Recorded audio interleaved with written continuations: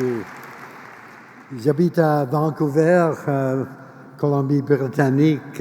Malheureusement, je ne suis pas bilingue. Je vais parler en anglais. Excusez-moi.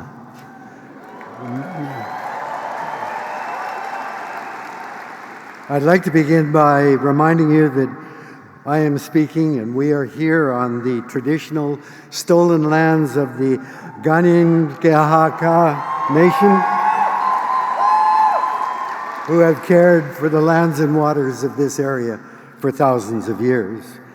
And I want to thank the organizers of this conference for allowing me the great privilege of sharing a few of my ideas with you today. Years ago, I visited a village in the Andes Mountains of Peru, where I learned that the children are taught that their mountain is an apu, which means God. And that apu, as long as it casts its shadow on their village, will determine their destiny. And you can imagine how those children treat that mountain when they grow up. And I kept thinking of the kids in Trail, British Columbia, a mining town, who are taught all their lives, those mountains are covered in trees and they're covering up the minerals that are under the mountains. And you can imagine how they treat the mountain. The way we see the world shapes the way that we act and treat that world. Now, every culture has its origin stories that explain who we are, how we got here, and why we are here. And today, science provides origin stories that extend far back beyond human memory.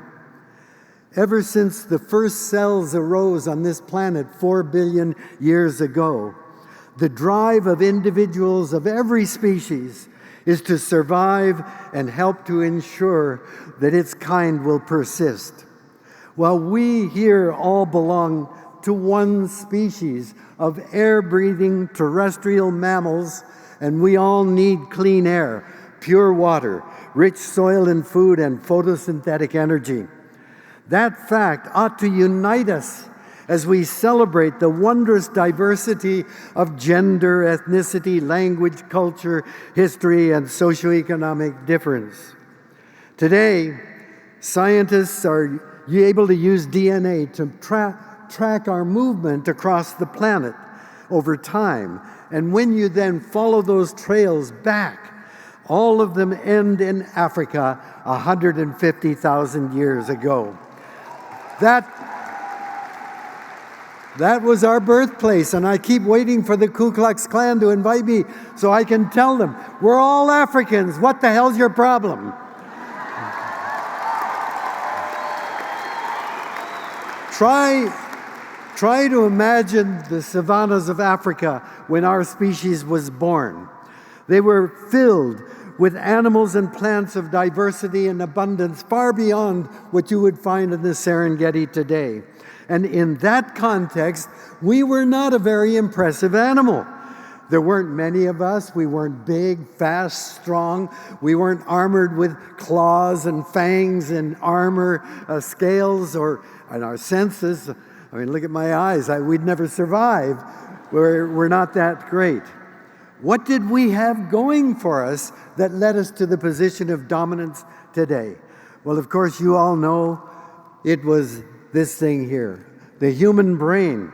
It was curious, it was observant, it was inventive, it was imaginative, and it remembered. And that brain invented an idea, a concept called a future. The future doesn't exist. It's just an idea of the human brain. But because we had that notion, we realized we could affect the future by what we do now in the present. You know, at first it was simple. You're walking along a path, it branches, and then you go, oh yeah, Dad went to the right, and he damn near got killed by a saber-toothed tiger, but Mom went left and she found some good things to eat, so let's go left. Foresight was that ability to look ahead and deliberately choose to avoid danger and exploit opportunity. And that helped to ensure our survival. Foresight is enshrined in the stories that we tell, like Noah and the Ark, and indigenous people who speak of 7 generations, which means not only honoring 7 generations of ancestors, but thinking ahead for 7 generations yet to come. 40 to 50,000 years after we appeared on the plains, we began to move. Scientists don't know why. Maybe there were tribal rivalries. Maybe they were running low on plants or animals. I like to think it was teenagers like you looking for adventure on the other side of a mountain or over a big lake. But whatever the reason, we moved into new ecosystems where we were an invasive species. We didn't know what was there. We didn't know how everything worked. And even with simple tools like spears and clubs, we were a very powerful predator. Scientists find that the flightless birds, the slow-moving animals like giant sloths, even mammoths, disappeared when we came into their territory. As we slaughtered abundant animals or took too many plants, we had to move in order to search for more. Or we stayed in place, learning from the mistakes and the successes of our ancestors. And the ones who stayed put became the holders of indigenous knowledge and practices which were gained through experience and observation over generations and can never be matched by science. For 95% of human existence, we were nomadic hunter-gatherers, following animals on their migrations, hunting for plants through the seasons, carrying everything we owned on our backs. And in that state, we knew that we are one strand in a web of relationships with all other animals and plants, with air, water, soil, and sunlight.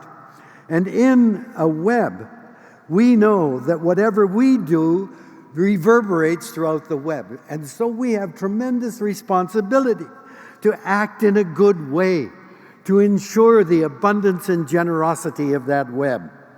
That is what we call an ecocentric worldview. 10,000 years ago, agriculture changed everything, changed our history, because with a reliable source of food, we could stay put. And that meant that we could build permanent homes that became villages and eventually merged into industrial states. But biologically, we remain that ape that emerged in Africa 200,000 years ago. Only 6 centuries ago then, the Renaissance in Europe elevated the mind, as Descartes said, cogito ergo sum. I think, therefore I am. And Francis Bacon pronounced scientia potestas est, knowledge, scientia is power. And so thereby anticipating a role of science for society, in modern society. And Isaac Newton heralded modern science by declaring that the universe is like a clockwork mechanism whose working could be understood by focusing on parts of the clockwork. This is not on the whole thing, but just on the parts. This is called reductionism. And reductionism, Newton believed, could eventually explain everything as we found out about the parts and fit them all back together again. Today, the science popularizer Neil deGrasse says there is no need for gods or religion because the universe is knowable through science and the instruments and methodology of science. But as a Nobel laureate Roger Sperry found, parts of nature, you may study the parts individually, but when you combine them, emergent properties come out that result from the combination of those parts. And the Nobel Prize winner Werner Heisenberg revealed that at the most elementary level of subatomic particles in quantum physics, there is no absolute certainty, only statistical probability. Nevertheless, reductionism has proved to be a powerful way of probing bits and pieces of nature and generates technology then that lets us exceed natural or biological limits. You know, before telescopes, we had no idea what stars were. Microscopes reveal a world of life in a drop of water. Machines move immense objects, puncture the Earth's crust, remove mountaintops, divert rivers to create huge lakes and generate electricity. Planes fly faster than the speed of sound. Scuba gear lets us live underwater, and we can even escape gravity and live in outer space. So instead of thinking that we are just a strand in a web of relationships, we now have come to think that we are at the top of a pyramid and everything below is for us. This is the only limit to what humans can do seems to be in our imagination. But we've now invented machines to imagine for us, an AI. This is an anthropocentric way of thinking that sees us at the center of the action. As Rachel Carson so eloquently indicated in Silent Spring, a book about the effect of pesticides, we know so little. Every discovery in science reveals the extent of our ignorance, rather than providing us with the means to control nature. In 1992, ahead of the Earth Summit in Rio, more than half of all living Nobel Prize winners signed World Scientists' Warning to Humanity. And it began, I quote, "Human beings and the natural world are on a collision course. Human activities inflict harsh and irreversible damage on the environment and on critical resources. If not checked, many of our current practices put at serious risk the future we wish for human society, and may so alter the living world that it will be unable to sustain life in the manner that we know. Fundamental changes are urgent." End of quote. They were acting in the best tradition of our species, looking ahead, seeing the dangers, and recommending a different path to a sustainable future. But while we need more taxes on pollution, subsidies for green technology, electric cars, new parks, and legislation, they simply do not get at the fundamental root cause of the environmental problem.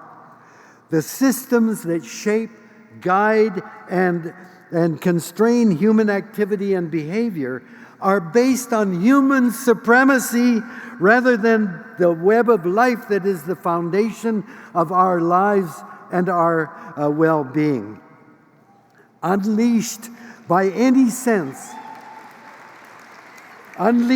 any sense of responsibility, we act without constraints of our own, within the constraints of our own creations, legal, economic, and political.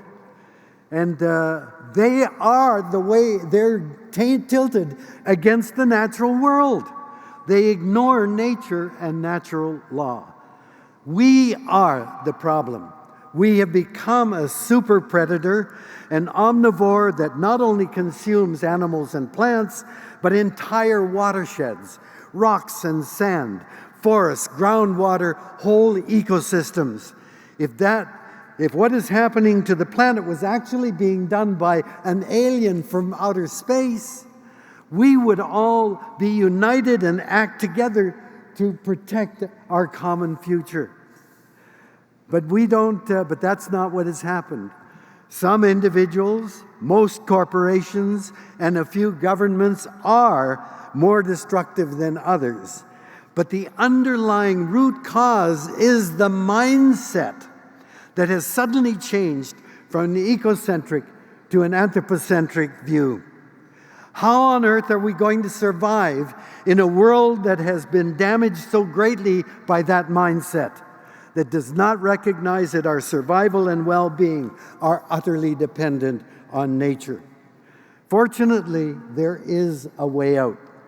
As the United Nations Brundtland Commission report, Our Common Future, pointed out in 1987, there are people who continue to live in an ecocentric way, and that is the indigenous land defenders all over the world,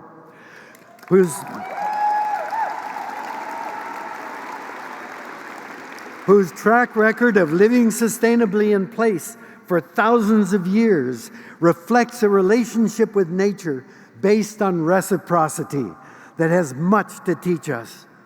They don't have all of the solutions to the way the world is now, but they can guide. Their way of seeing our place in the world can guide how to use our science and technology and how we must live and act in the future.